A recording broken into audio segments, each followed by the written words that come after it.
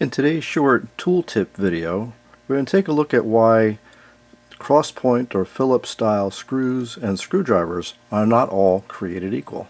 If you work on any Japanese manufactured equipment, whether it's electronics like this Yaesu microphone here, or this Kenwood radio over here, or possibly even Japanese motorcycles and bicycles and things like that, you might find that your standard run-of-the-mill Phillips screwdriver doesn't fit the screws really well, and sometimes it's easy to strip them out. There's actually a reason for this.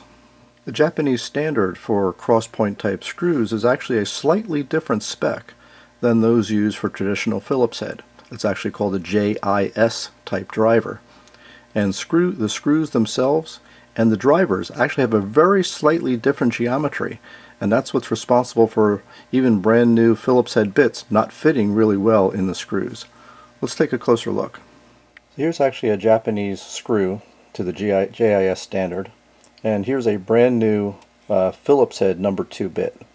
And if we look at this really carefully as we put this in here, we can see that there's a little bit of wobble in here. I've got this thing inserted, and if we look carefully, you might be able to see that it doesn't even seat quite fully, and that's responsible for the wobble. And if you want to use this, if you weren't really careful, it might cam out and damage the screw. Here's this same screw, but now with a JIS number 2 bit.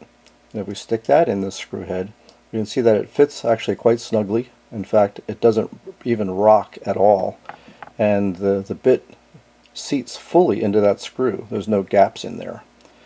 It's very hard to even see and even measure the subtle differences in the geometry of the JIS bits versus the traditional American Phillips bits, but you certainly can feel it when you try to engage in a JIS screw. Here's another example of a Japanese screw head. This one I took out of a Yaesu radio.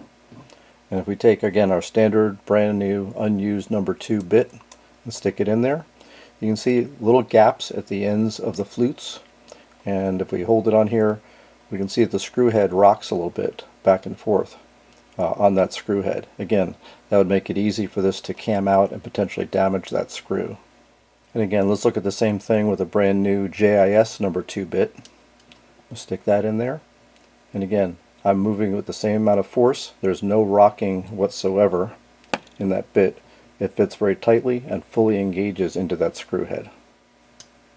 Now, of course, there's another variant of a cross point that's called a posi-drive. Now, the posi-drive has this little rib between the flutes.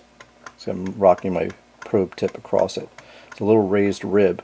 So they're pretty easy to recognize, and you can kind of see that, but they're not nearly as common as just the typical JIS cross-point screws, which can be very, very easily mistaken for ordinary Phillips.